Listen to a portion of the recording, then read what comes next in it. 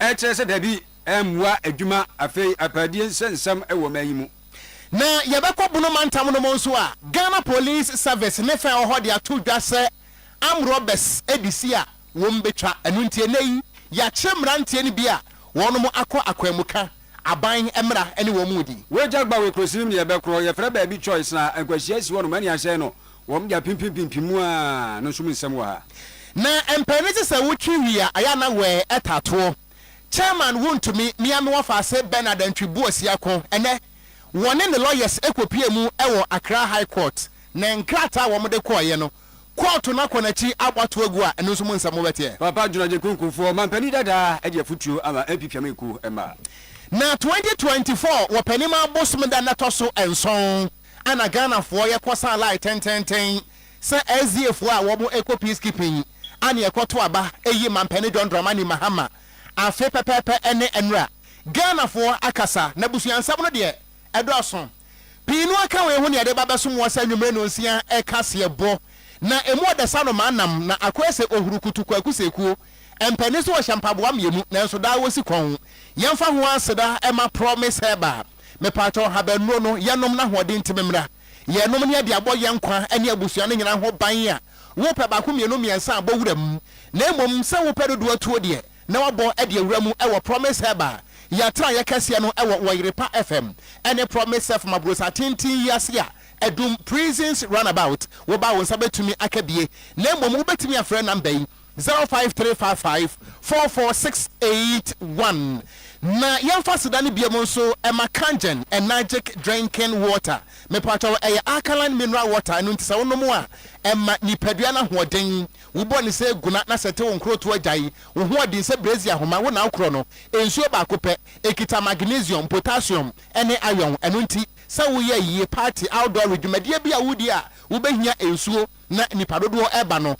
kangen magic drinking water me pato mo amopedodo atuo ne de monko brema UGC anase Tafo New Road no eso abawa route junction na mmom nso mo pe ba ko mienu miensa no ne pato traffic mu uduru hon mo a ye pai ensuo na kire se kangen asem ana ye kan boni se guna na hoden emra fra 0241 449191 and 0507 37 94 74. Abusiano no medi de krobia asante mene. Gangster cat ya meta enkura woko giabo okra na fa dwedwedam se keji madam wa wo bia kwada zipo na ensam no yensane mu emfama ho ene Public Utility Regulatory Commission na chese commissioner omo de eda wo mabam se ba nsuo ene nkane ya wontotoe fa ne bo se betumu se bete so no wo ba bonte so be ka kire Ghana fo wo mo de ba betu ya nanim se nsuo ni nkane ya bo ye ba betutum na wo be kan se so ye da kirikira ena Ghana fo se ye hene ni ha pa se yedi bro nya wie na new year no a fa January 2020 se ensuo ni nkane abo atutum na mo de edi fiti afinase ana o mo chese enye ye de biara da aka bi ama edadifo ka bo mu ko Trade Union Congress kubatan a wo mo de perifo bi onwuma ene chese woni a wode wo ho do ni nyina kutekuta nwuma nkuma ne akese na o mo chese hwe we no se bi ku se bi nya do aban asadi wo twa control mo de afa Ghana fo ti kwa be wura ya nu no awon chese pa na de ba beto Ghana fo titiriw woni obi nwuma sebi o manfo gum no munya bi eye na won twetwefo pani Joshua ansa ene wo se nye sa akwa aban no wo mo koye hehye ya aban no wo no makoye no ene se sa hiri kura na ni kura dodo ene ti sa entumu we no wo mi tumu a enye ye da biara da wo kyena ene na de kye nyina account aban no sa hwem bi no be ka se papa bi sebi eva che Ghana fo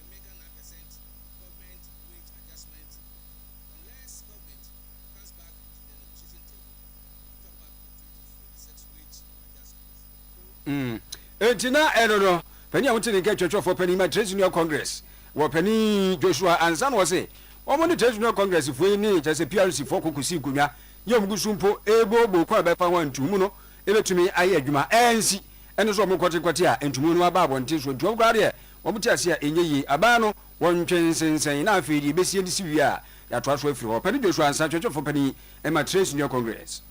yanto anwumre no sia kase bo no eso ye kai wo se ye di fra santema ntemo asansa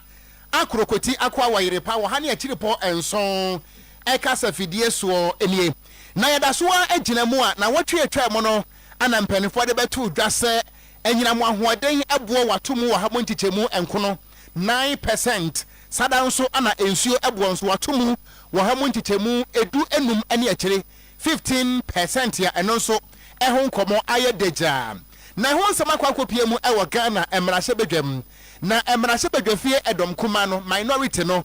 eye trese Parliament Committee on Energy wopani a woye ranking member eye emrahye bedwane a wote akonya so de ma asene manso akroso ne din ade George Kwame Aboagye wode atodwa na wo kire mu ese santumu no aba no ebe ma trese ekomfita ene ahokyere ana beto Ghana fo so efiri se wo man mu ayetie se bio ye pa ye hompo aye hu yasene mu enu ntini kakra wano a Ghana ni so obete ne bosome no eye na katua no saban so wode ntumu we bade a na trese ekom ana aban no wo penti ne fefefe ede ama Ghana fo sa no enu nti anamoni akyinasie na wasie no wodo entwensan get $80 to $90 million losses. Why does the government ignore this risk? In the system,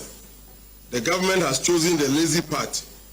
of shifting its failures onto already sovereign consumers. This will completely wipe out the meager 9% wage adjustment for 2026. Anyway, no, I am Rasha Bedania, what Yakunya so Emma Asane Manso Akroso, Ewo Epoya Mantemua, or ye ranking member on Parliament Energy Committee, George Kwame Aboagye, Nanumusam, Enono. Na enwati na wochire mu ese wo mo kanasa no nyase wo mo tiada wo wo mo belezia miam ese tetrem fraud boys na wo makeka hyem se to paye wo mo de pressure ai bi mada ebegu aban no so sa na be ya sa agina sie wei obeka kire Ghana fo se matwe asensan. We call on the government to immediately halt these incessant increases.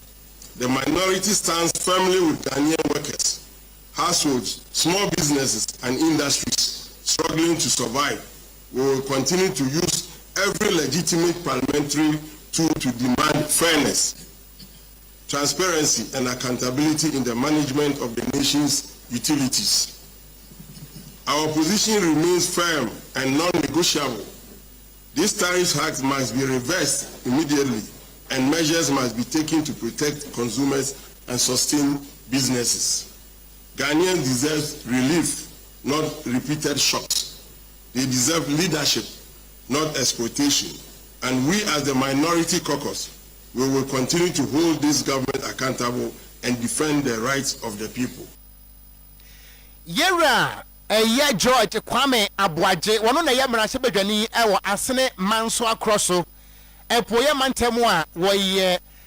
minority member na fenso no ye ranking member on Parliament Energy Committee nanumunsem enono. Oyerepa 100.7 FM so eni Facebook Oyerepa radio sanso and 100.7 FM YouTube nti yani mo na ekro no agugu wiemu ayekusu drobani uduru ba bia ma headlight ne nsu na fe unu bia wo ba no so ehunu se ninu ba kwa so bre sremo enyi mirika tente hu anim a enyi overtaking ya to so se from mu no eche se kwa nhie ya nwasam ene gya ye ba beka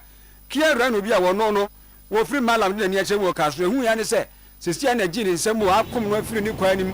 edi akwa ko hia ofoforo no wo ba ne se do bia pempim nyasam ketwa to yi ga ina fra na nansa Matthew ewa ama no so na nansa kwa ba kwa bia njojo agwa hia no so mu nsem ne sai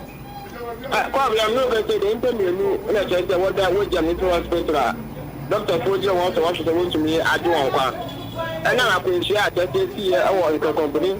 kwa no so aye nka ne kasua kwa no so e na kwa se bi e ko mo choice on wo dey the municipality on a pension na tie no nani e chele kasua okuma na ni check out na kwa bia wan akwa no aye double nti obi nhye yanko ndi wo kwa eni nyam ha ya 4 na checha mo ni mo amo ekwo na obi ni dia eba ye na nika akwo kwa no so eto wani ense wo ka che ndi kia no nika no odi no obi nim se bibi na bi wa so se ebe yo no ofi ni kwa no so kwa se da adale no na wo mo ku ka so eba le so bi ono so edi ni ke pa ara so no so aba oni ka se ru bumbran ona nika na atia ni edi ni ntino oto aso eyin to ka no so apart ti nche wona oriko bu mu bra na ta to aso man ko shop wo kwa no oriko ko mu musudu ona mo so na che ni pe mi mu ya be ba ko ya be na wa so ni ko so no so wo clear ni mu no o ma petra ano odi e pa tenyan ta ka so na mu an so mu tri mu amo entampa ka mi ko te dia ya ka san fofo awo tum be mo ko tri mu ya we jam ni ko wa petro ma en no go na wa ji are so mo mi ko te de mo tum to na ma wan tiado wo mo amo ya shop no mo no amo hu de de tin entam mo tum e dwane ya ta dia akaya nti atam de en ko di tama wo sama ati awo ya choice no en krane kaswa kwani pono so enda en na chese we no mi huru se kia ri no na eche prakasa na sprinter na feto yin ka bia no susi ba bia ni nyina so se dia asi atete no enya sam ketwa ne na no de pa kada no de pa ko na mi kana kana de nya nyem ka ketwa ndo bi nim se bibi na du wa so se de yo no ko nu mo na musuma da ko je ndo ma mo shop no mo no so mo hu ni tam de a anka enya sa papa en ya ni mbewe yo nana me no ase na bo adwuma na nsa na mo tenu enka no aboya mane e de Africa so vivi mantemu nti weja gbawe ne mpatemu abusia enkrari bi no yento akase bo no so na yenko abonefo semu a nananom na ka to ho se abofra de se bi ubetimi do maame mpoku adi agro na emom o papa ntohwe udidi agro a wono ubenya sempa e wo krom ha na aya na mpene se wonsam wodin ane ebumu ho ni nyina no ene se apoasifo a wonom ewo bono mantam no emu ana omde abetu dwase se akromfo se wo ma Ghanafo ho nto wo mo a apoasifo no nso ema akromfo no nso ho nto wo mo firi se ewiase no wo bo abrewana na wote abakomasem na ye kasa yi wo mo ache emrante beburo edu a kire se am robbery akwamuka ana wo mo so wo mbeye ho adwuma emrante wo hwe wo mani mo asebio wo beka se wo matafra boniki wo mo sam tetrete se kotokofo training grounds nanso wo mpadwuma akro no no so wo bebo ene awi bala wo mo dituo beje nkofo nsam adwapade ene ebrekum drobo ene sunyane kwantempo no so de wo fa so awia am robbers wo fa so anajo am robbers ahemache nso a am robbers nanso aposifo na kire se ewia ase ne sa wo fro patapa ahyan a aya na yesiw ewa sotro enkwanta na eno ana bono regional police commander eye DCOP Joshua Cobson wade ato nsamtrofo anim se aposifo adinimdie egufom broni eka ne se coordinated intelligence led operation ana omde gufom ewo brekum drobo nkasem domfete ewia krom ana afi ne mpotamu a se kronobo a ekoso am robbery ekoso nyina no emrantie bi na kires waka ho abomu a wo mo ye gang so ho wo mo edi sa abone no na wo mo target no eya kwantufo ene wo mo asebie ekodwa yesiawo a ewuraba fa sika bra wa amfa ma hwese kan a egu ho ene akodi ankasa aposifo geye mo hwe bie e wo Facebook no so no eye Oyerepa radio we ne friend say videos and pictures of Inogan wo hwe enhwe wi wani so a enye yie na police commander okasa na wo kire mu say sa mrantie yi boni mu Pro Max enu mu na wo mo eye mu adwuma na afa ekurampo no yaje wo moto sa no a oti do hon na Cote d'Ivoire ho ana wo madwane akwakwete na nyame adom yetimi ache mrantie no ebia wo mudi ana didi so yi me pato wo a obeti edie no se wo your boyfriend ya no age so present se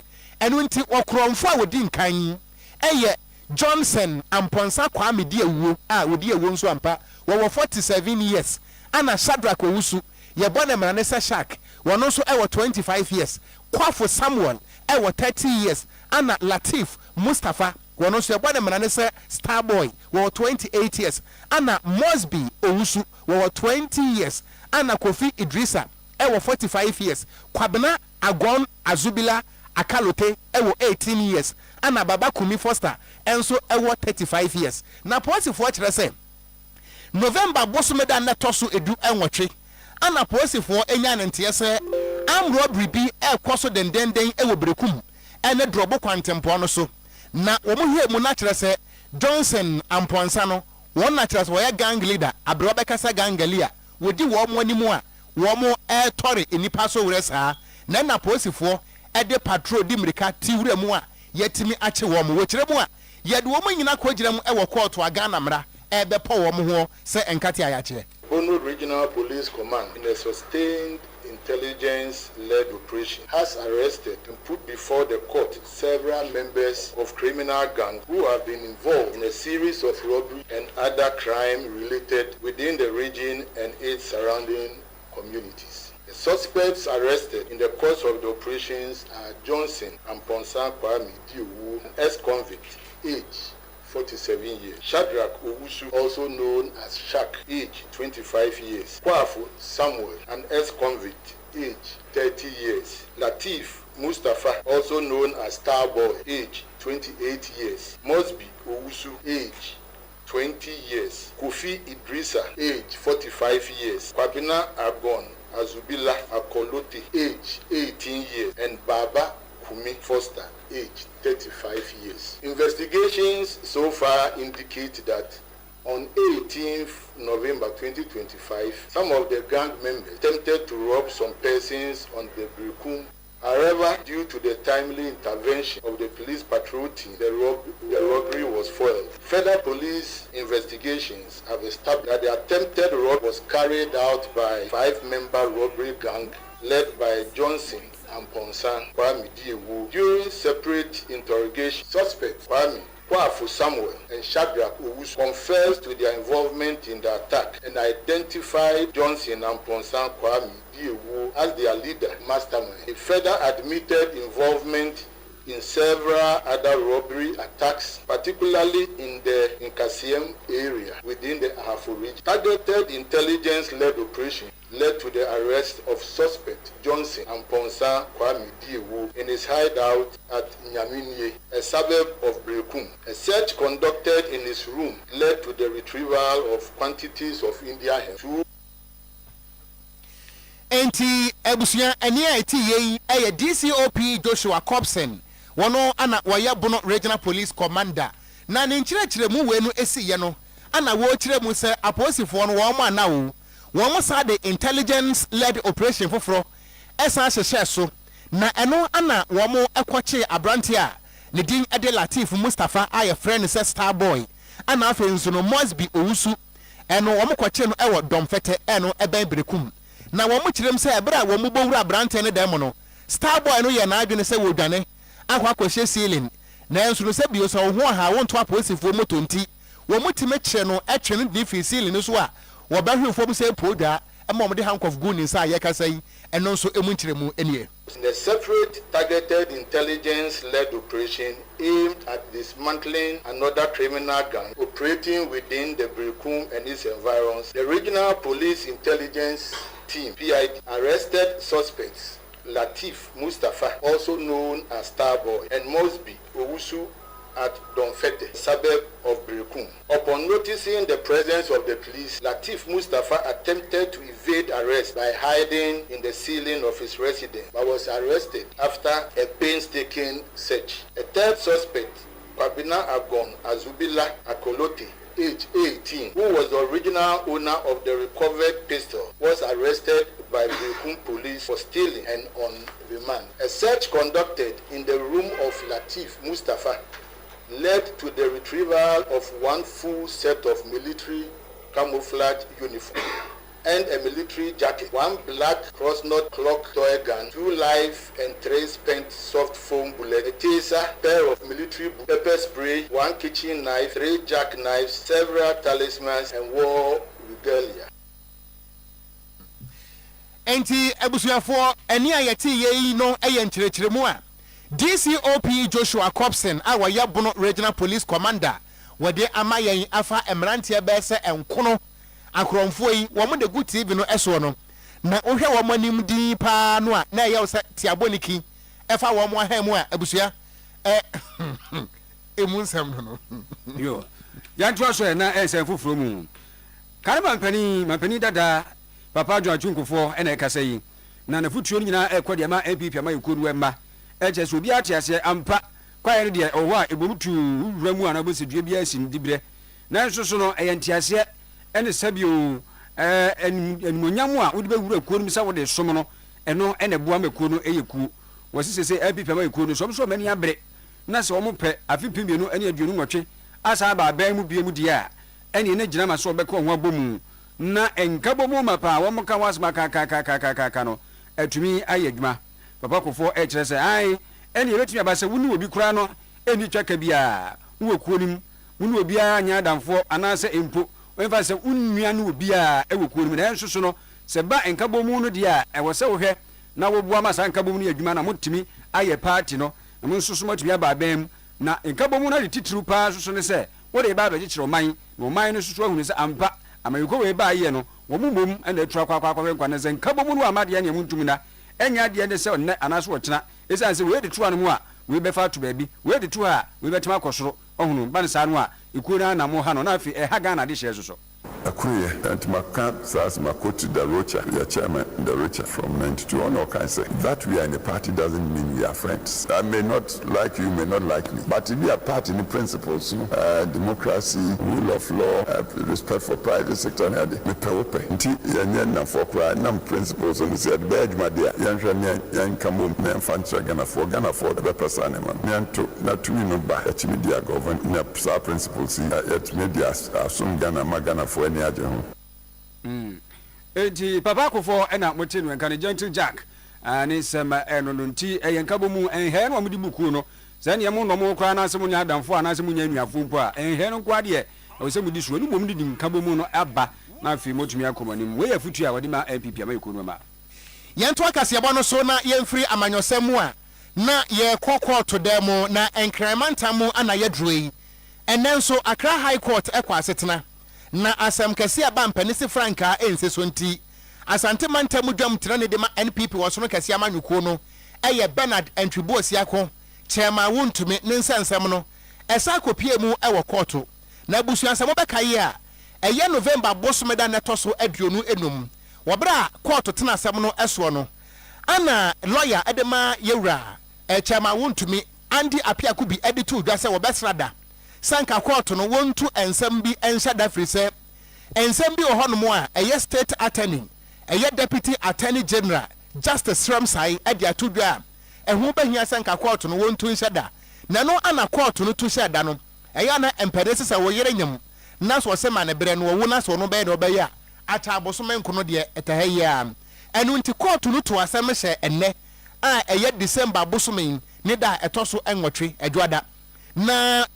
temuafo a wotena dwamu ene eye judge Audrey Kokuvi Tay wodi atudwa se ensem bia ye beka ne sa application a eye lawyer Andy Apiaku bi ejina chairman wontumi anamu file ye se ensem bi wo honomo a state attorney deputy attorney general justice Ramsay ade abetudwa na wanyi ntum enu ntinka hu behia se sa application no a wajina chairman wontumi anamu file no anka yemo sa disclosure ni nyina entungu nanka senie no yeni ne senie sitie no a nanso na asam ne koye no eya application ni nyina no court no abo atoagu a wotirem se sansam no a eya justice Ramsay ede betudwa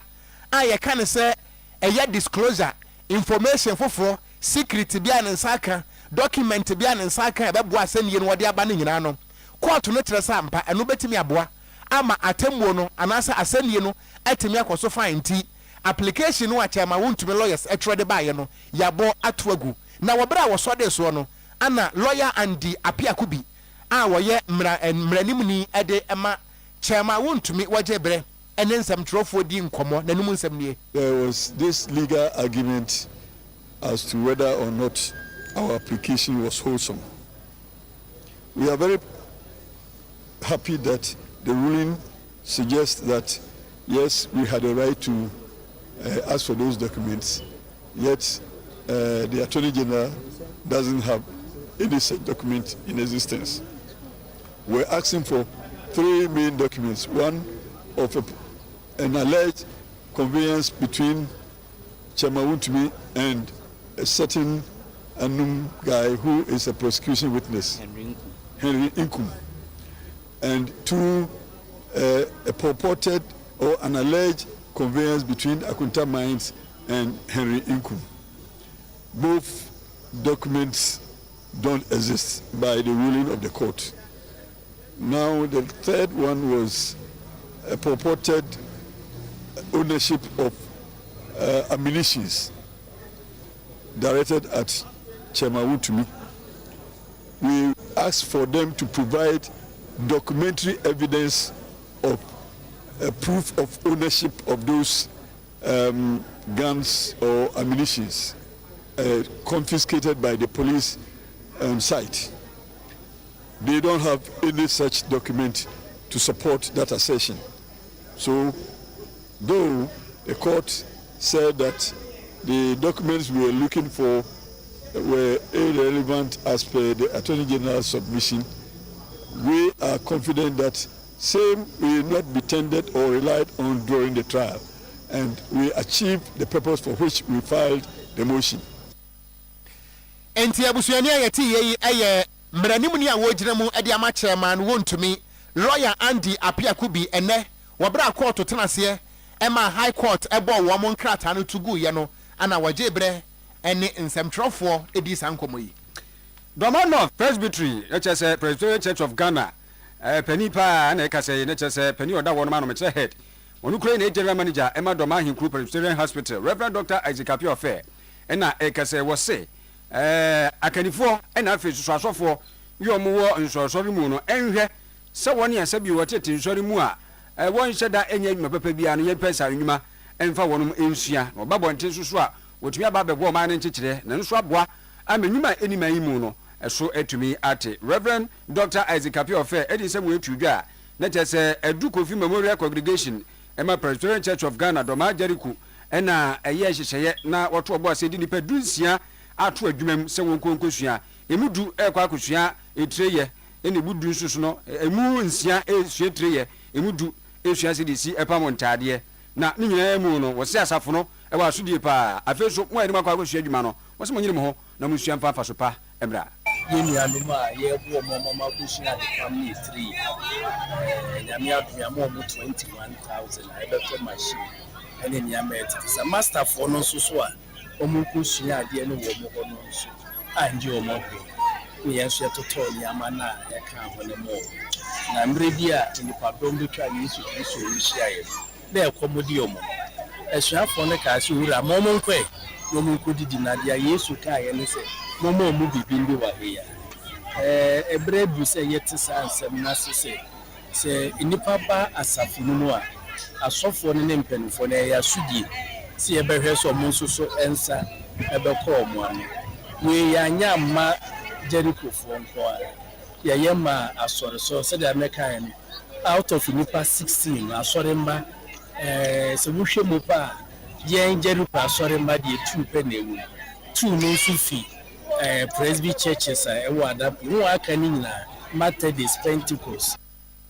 yo enti Reverend Dr. Isaac Apiofe ni nsam eno na owie ye eno wo Penny Johnson asamwa wona ye dwam training chairman Edma Ghana National Tailors and Dressmakers Association say adipamfo ekoru a ewo doma zone ono o kire say woni a wotre yi ne do motu adwuma mu de hia ne so o mayiro ho masua de ye hwede afiri wo mo ane ho eya kwanya sonko a se bi ne obi a saa na tanya bi nti omnyire wo ho na wo mkwaji ni midie no no so ba bonte a omde abetra fofo na atoa so na fi yakuanim yedi kwa safuna ne adepamfu kunu wa pam ya mfimi nsabia no omo eboaboa enkura omo nibie yo mpese omo hia adwuma no omo de omo ema adepamfu kunu no se yensu yentete omo na ena ye ba yedi yegyina ye nimse omo ato mfidi ape masters a yedi nkwana koto odwon de omo ahye omo so omo ntete omo na daachi omo nya ne omo bedi enti ene segment yesusu ye pa hontuma ede emofra no ekire ede wo mfidi ene won hihya ese mbenya obetima hye adwuma nyina ede mo ne nipa da senu trewias na oni ni obedi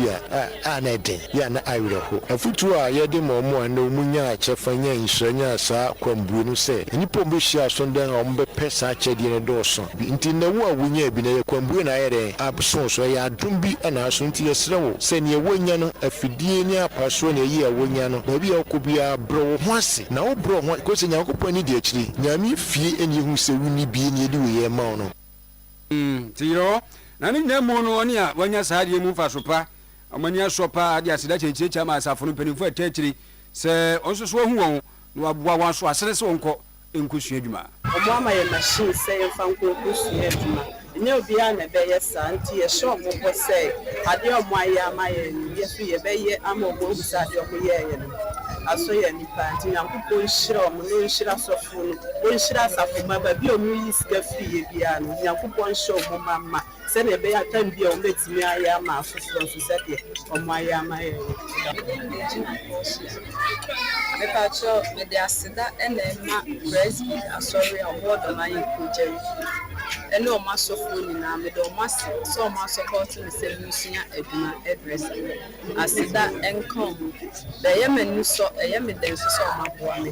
mekoso anso asua ne so abanfa so na me de aboa afoforo nyame hwe mu no mu nkoso anya mu afoforo da masika ayeboa Kashoni, very good process for Maya Yenisha.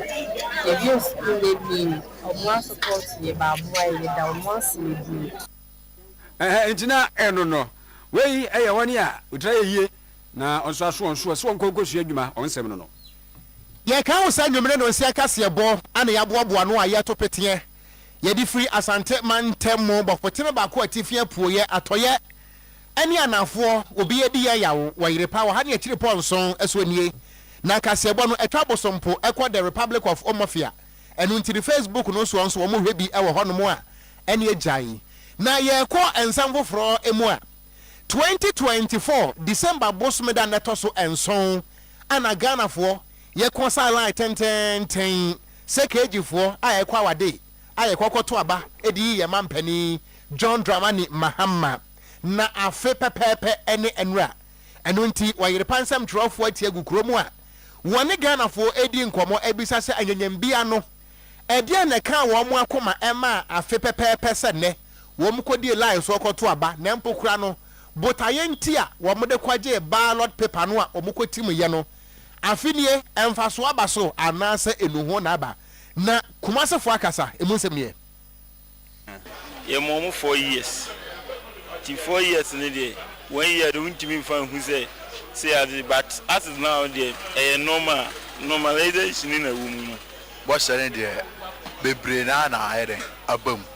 na de aka so ne de ene doso what I say because o hwe nyoma okekan ye nsem okekan ye a na so de tusu so ne ani a otimi say kakra oye ni nyina ma ne bob kakra did you hear the aka no ne say be nya obotre ade ama no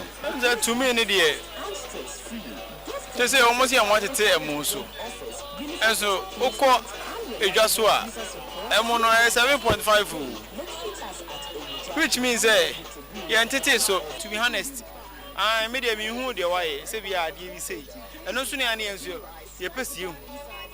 enti me me hu she scam why dey dollar na gina dey bet cedi nso agina but scam wa ayedi na na meka say o ma she bebre beneni nyina so na o matimi aye enti na mesere so o mo try say o meye ne aka naka hu cause na famu de anu wo ye no aha enti de woni mu a eso ode ma ye no oni ne ye hwe ni mu ti betima ka say ebi abam ebi nyamba so far ma hu nsan bebre kakra fine e say dollar no kwa na ekofom se nye yetima mufo no na eye nipa bone a kabades na wo se kanema ba from krachensa eno dia no kre tema mufo no ye nipa bonfo ye nipa bonfo ye ya niama Ghana ha no mo aye den firi se ahyankafo yi ene ensu atokuma se woni 1000 Ghana she oboto mu a wonu fie gise wada kwam bra ene ensu atoyi da kwam ntimi fafom woni 1000 series abeda kwam gise oda kuma se ahyankafo yi na kemefo esra momra se haman wai momra se are ne de anya asam kotoa ahwe fiti adum ko santas o maje 100 Ghana cedis yo awusa for entwa so na yenku ye nenim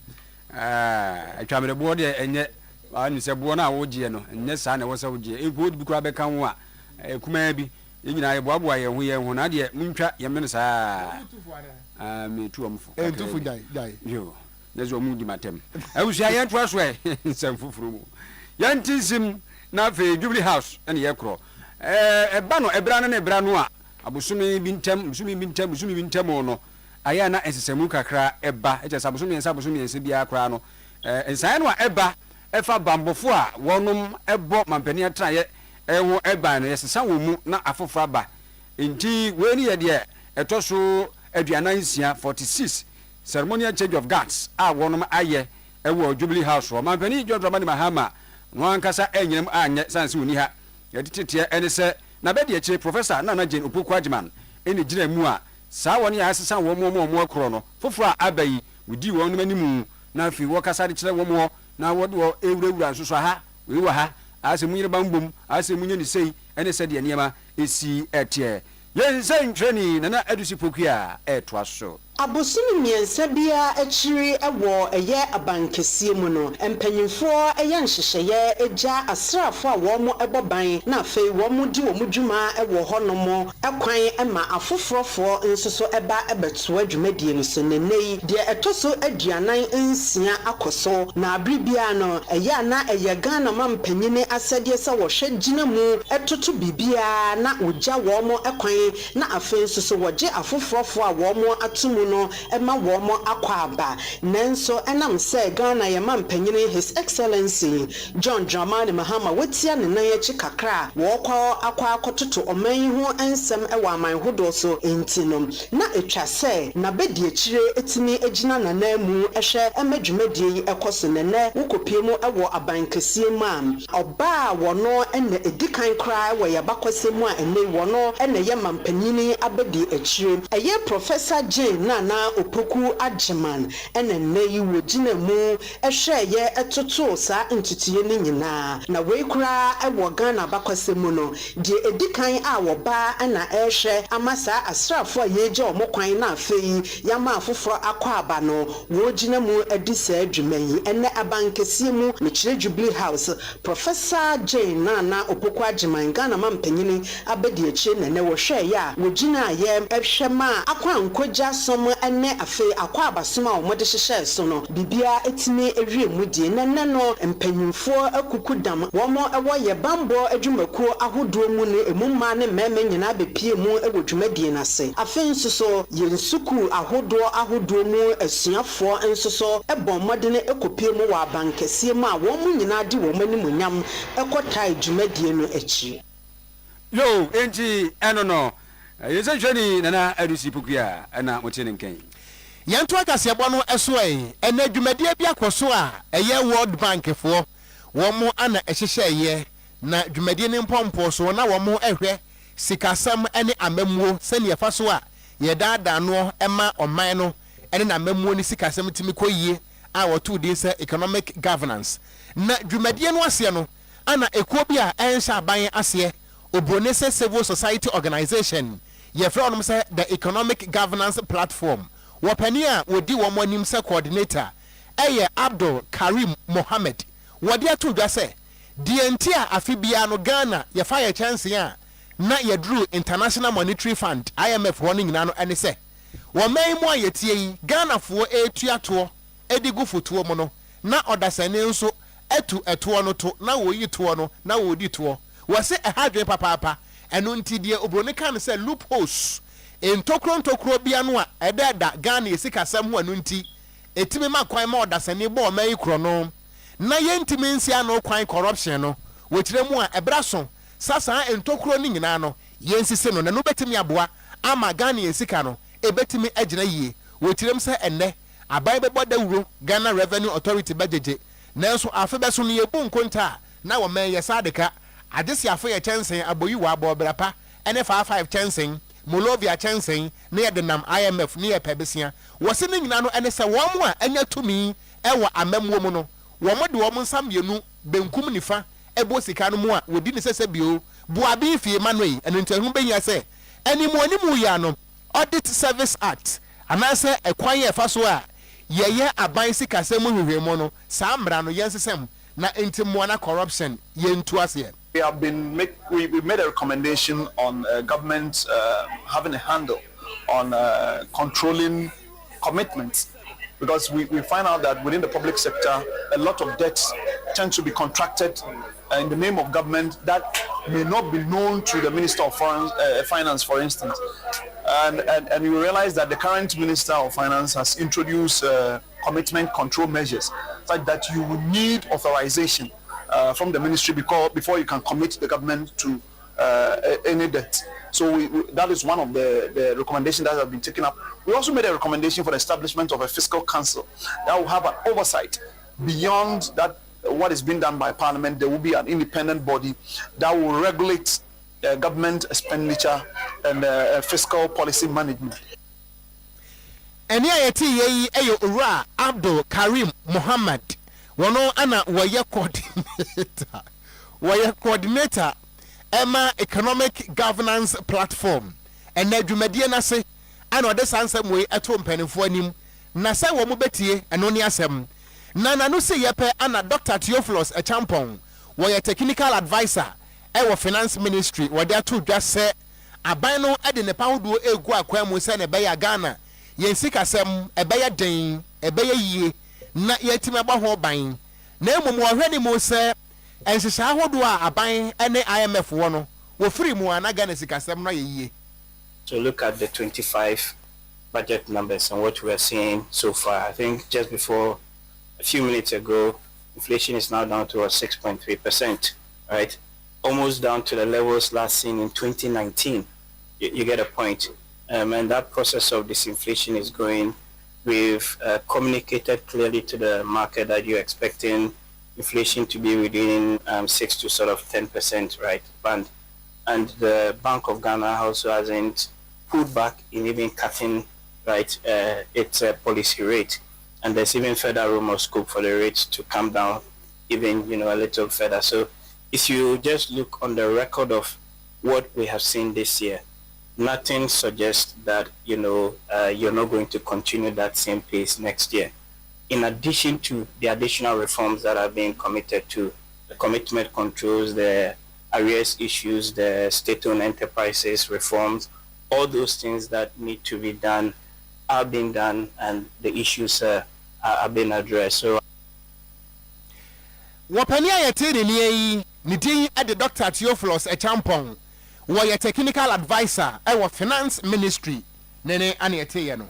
Ana ni kasamene sebro nya be bani bema we de e kasa sesa wo sanku papa e dwa samna papa e divine mercy cosmetics Erica cosmetics no we de enema na wo hyehyɛ ndo so e de akoma wa ase no aso ni bedi a aso ba no tunku bi ne samna ne fafrafra ne baba no he me kam kire wo wo de na chewo forever and ever amen ti divine mercy de obi agi atum Erica cosmetics no enema eje entade no begum empaboa papa bi e de na papa makeups for ni chiri mu ho na wa beti say you ampa say ye kan adu me sisa no chi plaza he 0553 457200 0553457200 partners and pairs eduru ho pairs na ada no da me na moa me na na bre ba ko bi ehumi wa mazi wa aze krobia na tisa mo ka partners and pairs na e say pairs no eno na esini me bia de ebubom na enu bi na mo kan wa zemi na me na da bi o we na ye baanu ni esini pa mi nu ntia ne ayadofo ngita wudi a nyambe adom a 20 afuye ba so e wo Mikado Plaza nti wo ne wo yira e 500 Ghana cedis wo kwan so singles ha no e 300 na me se eni me be koso ho no e kututu ye hofo ibinya kasa kire Pastor Patricia Morganation nyam doba on ne be kasa woni Bishop Dr. Stephen Tufo na se de be ma wo ba ube jadi demu no bo suit no bo bow tie na mo flying tie betin kurman kwan ntia no bo bow tie kama pa wunni sa suit no sa na no mpa o de Africa costume papa bi hwehwetum e ma no nso mo de no eye dina we ana dina costume no bo na de aba enuane nsa photo ni ade bi twitwa no eye pinu a ebe ya nika twitwa photo nika tete bi photo na de nya no ma jo photo shoot Indiano no we are Promise Broadcast Limited ya de be hye so Mikado ya ntia no kwa de adum fifi pe rudu a Oyerepa nchan ha be bia free be bia benya ka 0506 044 834 0249 725 017 na say wutimi kura so ya na sene na de tie no na wo pani kana de akompre ko Japan na ne ntoa ba wo hyase e wo fifi mantemu no wɔde akɔ akɔhyɛ ase ɛwɔ Cape Coast abaya asabea na wɔkɔ yɛ no mu bisa wɔn sɛ wakɔ meayɛ ahodoɔ abɔntoa no bia na nso so no ɛbɛ ɔno ankasa ɛyɛ mantam ofiri mu te sɛ mfifi mantam mu a mpempi wɔkɔ baabi ɛte saa no a yɛ a wɔnhyɛ da ɛmmisa wɔnom deɛ wɔno no ba no wɔmfa ɛmrɛ wɔn mo ɛna wɔka kyerɛ hospital mpanimfoɔ no sɛ wei a waba yi sɛ bi yɛku sɛ bi yɛnyɛ ado nneɛma no deɛ wɔtaa ɛtotɔ bi ɛde kɔkyekyɛ hospital ahodoɔ na nso so ɔno ankasa ne deɛ mu deɛ ankadeɛ na ɛso otwa mu gya wɔso waba wɔn nka deɛ wɔn no hia ɛmfa nkyerɛ no mɔ bi a wɔn nka adeɛ bi a mehia na nimanim yi a ɛbɛsɛe ɛno ɛna ɔno agyina hɔ a na wɔsi nyankoropɔn yɛ aduma hwiebe afi a yɛkɔwura mu no ɛkyɛ sɛ February busumi no wɔde dialysis mfidie no maako bɛsɛ enum ɛba bɛkyɛ wɔn mo ɛkyɛ sɛ wɔayɛ adeɛ mo pere no wɔn Kennedy no. I've been going around the country and I give my widow's mite to the hospitals. Today I decided to come here because I'm from Central Region, but I've been doing or giving donations to other regions without my own region. So tell me what you want. I don't want a bus. A bus will break down and my name will die. I want to do something that will last forever and ever. If I'm not here, my son, I pray for him to live long and he will always maintain that block and the equipment involved. And we talk of dialysis, at least about 5 for this hospital. So I've ordered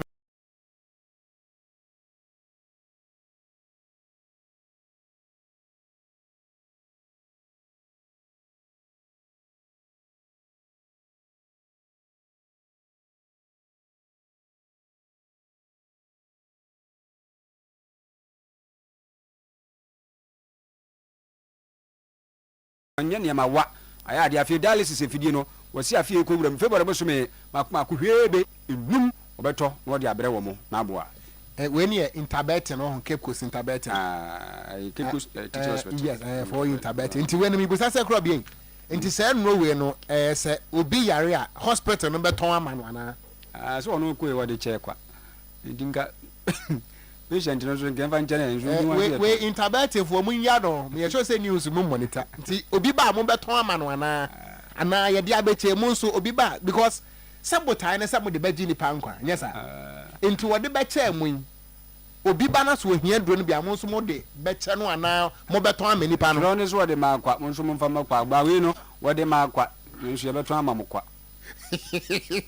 ai urade me anto akase ebo no eso ebusia Oyerepa breakfast show OBS nipa wati adwa mu say host nana ya omensa Joel na afibia no botaya esi na niso anase esi dwumadie no eniso enise ye behwe ama yenuano mo eniduafo inmate wono mo egu afiase no ye bepa bibi ama wono na gya wo nso afibia no wo mo ni agye setse bio wo nso eye nipa eno nti ene Kumasi Central Prisons ana Menchia Local Prisons enya sam ketwa ensuo no 400 packs bottle water ni bio 400 packs ana wade akwakwacha wo mo a enya sam ketwa se ne ba ya yenuanom yenimboni a wo mo aye so ahu wo mo nso ebenya nsuo anom na se bio sukom enku wonom na eno ana nana ya omensa Joel Jebre ekyerɛkyerɛ nsɛm mu ɛde kyerɛ amansan right yabe PM ewo Kumasi Central Prisons area jumedi a yedi Oyerepa breakfast show Oyerepa 100.7 FM Promise Broadcasting Limited as part of your annual program any Kumasi Central Prisons year 27th of December piano afini brena so nyame adom afi so ye be na jumedi ni mu no na ene ye di isuo bottled water 400 packs ye di aba ye donate e di ama eye Kumasi Central Prisons the female prisons any Menchia local prisons me and saying any yashasi a ye distribute issue 400 packs ye de mom send ye be ya e dan do hold ma 27th no ye be didi ne asan no enti anodwe ye be PM Kumasi Central Prisons we are presenting to the Kumasi Central Prisons the Menchia local prisons and the female prisons 400 packs of mineral water anyway ye de mom penny for send ye be ye dwumadi no ye didi ne enum na ye gie na eno achero ana Chief Superintendent Richard Bukari wono ana kasa edema Asante Mantamu prisons no wɔno nso agye nneɛma yi ana wɔde aseda ɛma Oyerepa FM, Oyerepa TV, Promise FM, Promise TV ana mpokura no OBS sɛ adwuma wɔn mo ayɛ nyame nhyira wɔn mo na mmom no afoforo nso hwɛ so ɛ na wɔn ebi ɛmfɛ mo awɔ mo na megyina yɛn yɛwura commander Ashanti Regional Commander DDP James Meyele engineer nanamu na maji insui a ekoma Kumasi Central Kumasi Female ene menshia na senior even Dr. For Ekano almost say water is life udidia obenumuncio one didia obenumuncio na ohwe nsuo ya omode abaya standard very standard ena migina ha na aseda ena mede be ma Oyerepa breakfast show crew no ene omo adoye ne papa omoye na obroni be ka se we no a aba no mpo just preparatory steps ye de prapra kwamu towards the 27th of December program no eno na eba beye kikim we nyina sa anamontuo no ana yetu na masre se obibia owo emwa bia ode beboa Joel ene ni team no omomfa emeboa na 27th no Kumasi Central Prison enye krabehwe enti ensuo beto amframa edi nkan ana eprokuma mpanisi egu nsirane mpo ana tikuma kodwe yi na emom eso berebere de agyae asoro ne bewuo nti Chief Superintendent Richard Bukari wonne kasa de ma Asante Mantamu Prison wonne je bere kasa yi na ahye ye hwe so treso West Africa Examination Council na kasa yi unso mo de enso no nyese bia BC anase wasi nkwa o enso no ebi wo ho ya wo mo ehwe na oma enkofo etro na baako a say one matchra ensunsanso a edi anim Bronisi provisional results no aba kensa ene general and advanced business certificate examination ye no na sadia enkotegbo na akwaye no ya fimpimienu ene aduonu enumi candidates no ya sabre ye kan ye se aba entubetumi akontentan no so na akwakohwe eye www.waec.gh.org sadia mo amunim no www.waec.gh.org enti wo ko no mo a na ebia masa na bebo se gram na wahwe omodemmo na nitietiemu ene se enipa adwewotwe enkron ene tirem ekiro advanced certificate examination no ye no eye ABCE no ena afi aduanan soso no ekiro general business certificate examination GBCE na chese sa na etie na no na wayekefo se kokoyi enko enfama oni a watwera sa abre yi ombekọ ntitanso akwa ni se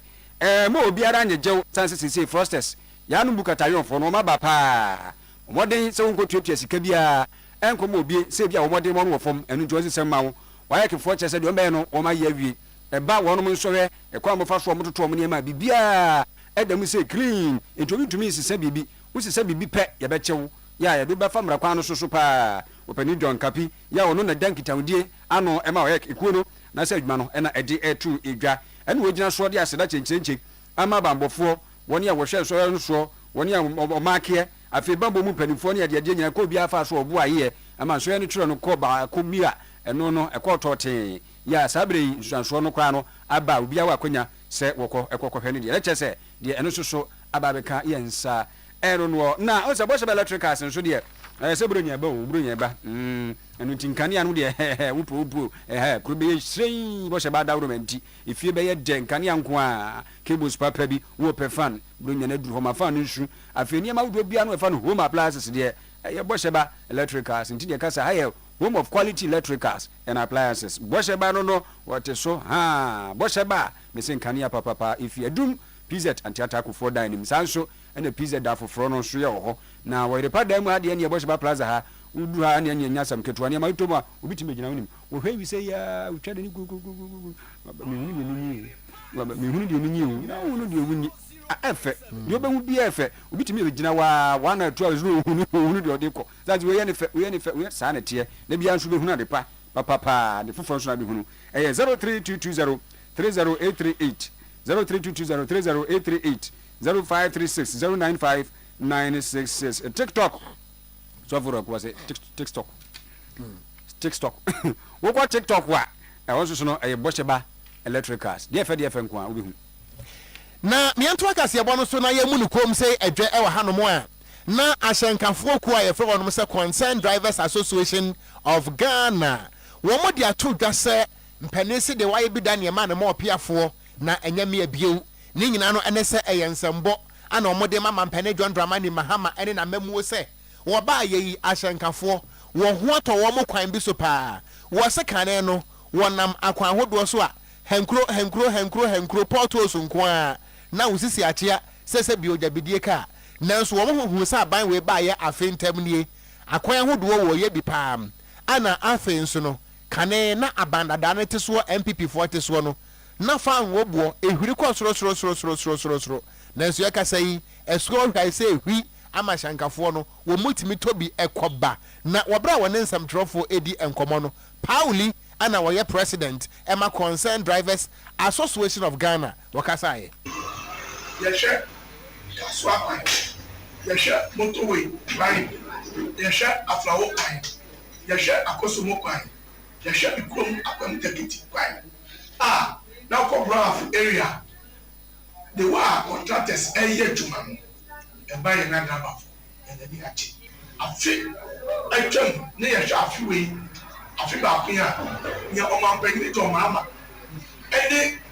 the ministers and the paying for I am a number for now. Let us say, they will be a year. You need to say, Kumasi Express Road or Babylon. Yanadi Jehum. So oya ebebuaye ye bo na chi dom so betima yes ade amaye masa ade netima asifo anyway no aye Pauli wono ana woye president Emma Concerned Drivers Association enti na ne mose fuel aba fomunti mo ho aha mu ahyenkafo no nso gi atwamenabo yi na mo beka ne se na ye nie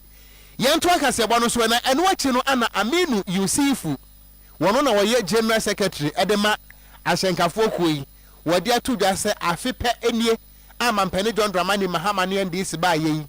chese already performance ya obema wono 90%. Ya ba be kasai ya ba na no man koyi ya kunu mu bia ba 1 week no mo mai ye di yesu be ta wo mo chi e kan ye wo so do sie ayoyo ene popular ni amasama kwai ayeye ye kunu mu ko no mo ba yesisio ene etuotwa omo ba omo da hati etimi no mu di nkomo kama first ni de na ko mama na ka se ma nu ka unu na di paso nkomo de bi da ense na de ye hu se na na okwa demand no support fu anyo mama ene lodi na so mo ka so eye sa de no ene ye hu se ahoto abafie ene de yeso etimi sere kama first de otu oba o ma bere mi sisi oh mint nasi esene nyame ayadom sisi no ba de ni be bi owo bi mu ena so ba ya nkomo no akomi kama eni dia bafi Church Penny Ede Emma Concerned Drivers Association of Ghana Yamame Aminu Yusufu ana wo kirem se afentamunie ama mpane John Dramani Mahama eba ye kire se adwuma wa bono sanka eye BC pa na wo maake mampani a anka eye 90% enti mampani dia aka ne de eye hand to mouth wo dada nti wo mo na eka ne sa no na yamfa se da ma midima for Herbal Hospital Doctor time da so Dr. Dujamfi wasebra na se yade no eso sese bio empanifo ni kakura no a ebe akutuwa bi se due ba mpaboa so hu enu nti na tena ye no eye mienu kumase ebu akwatwema gogo kwantempo no so wobehunu mitimafo Herbal Hospital ana enkran so pokuase mayira kwantempo no so wofi pokuase na okọ mayira no wonsa benkum so wobehu se midimafo esi ho fefefe se hotel wuwura mu a environment nempo ema yade no esote dia ka ne yaduro ye ka ba no se ba yade na ekro no 0244 774282 0244 774282 and 0500 727215 Faith Homeopathic Clinic yɛnkɔ na yarewa no hodoɔ no nyinaa no yɛmfa nkɔgya hɔ na yɛmfa duro ntu asiesie ɛwa mepatɔ yɛkɔmene ɛduro nkotoa na yarewa kɛseɛ no nyinaa no yɛtu aseɛ bi te sɛ stroke, infertility, fibroid, diabetes, pressure, sexual weakness, stomach ulcer, asthma, diaka ne nyinaa no yɛnkɔ Faith Homeopathic Clinic wɔwɔ ahenema kɔkɔbɛn 18 asantemantam ha frɛ no 0246 728675 and 0556 272671. Dacha Hema season 3 eguso a ekoso kwasi ada bia no wobra no miensa abɔ nwumre no na eje tuato Oyerepa TV na so aye fe na Promise TV nso eso aye de na yebɛbɔ repeat so hu repetition is to lay emphasis eno nti edwoda kopi mukwada enwumre no nso dejrodem se keji madam a wo bia kwada zip na tena TV no achi na chimfato Oyerepa TV utim say yes enya sam kotoa me pato ada ye pesa wo beka ho bienti ye bia dia tum se wo nso wo betimi avotu e dia ma wo ba no so hu kwada no wo ma no ate wo mo nso ho ofe papa enu nti no eba performances dia wo boa wani beje pa wotimi hwekura na ura free kom enu nti ya no dial star 920 55 hash star 920 star 55 hash and I say wo be download vote easy app no na etimi aye kama nembom wo mo a ekura ya senemi ade bre wo no eye Faith Homeopathic Clinic yare wa hodo ni nyina fa kɔ ho wo wahene makɔkɔ bi 18 kumase frɛ 0244 58 3859 na bibia nso enko enkanen na afɛ mo nso mo pɛsɛ mo be sponsor ye Dacha Hema season 3 dwumadie no a ɛkɔ so no mo frɛ 0242087472 na bibia nso enko enkanen When you are doing Roma na yenya one room self container ye pepa yem pen we chirisa we many to nyano dumu pata ma be bia se be betumi abadwuma 10 ma ebeboa no papa agent je Roma yempe nti wo de frɛ 0244940940 0244490940 na yene o eni enkomo abusha yedi esi na yakra akomisa nkobia aha me papa me wofa madam fomade nyina Mr. Nkobia Nkobia Electricals sankobia nwumre me chia opa na ebusuafo nu nyina emamo adwo sanso na nananimo Mila Electricals na nanso ewa ya aha na enimu tise ntwem na chia wo mo ase be si age wo so no akora de bia meka sese de omusima ye nkyerɛkyerɛ ne efutuo no manage ho aha nti ya chia wo no nyina anwumre na ye fa aseda emma Korea na ankra bi ho enkra ho no mekɔ Columbus, Ohio. Okay. Ai nti udru Columbus, Ohio a wo ye gangster cart e ono nso tenkura e wo ho ye frɛ no Charles Mante me boss pa anwumre ka se bo no ono nso abia to ma kyerɛ sɛ wada ne wokman ana wode nam Columbus, Ohio ene ne mpɔtam nti akora ye chia papa na udru kwa abere anka ase nso a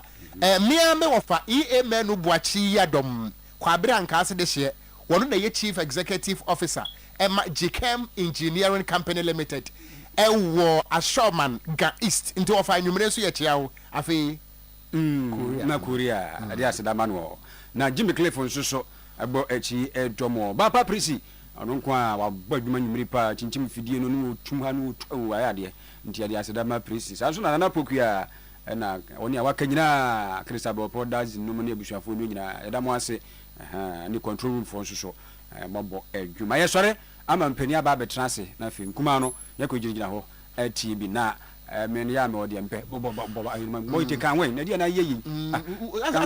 asosofo bo ite onimo adwuma onimo adwuma by this time onimo adwuma na wo was me wo so empani atenase bo Oyerepa FM ya so Oyerepa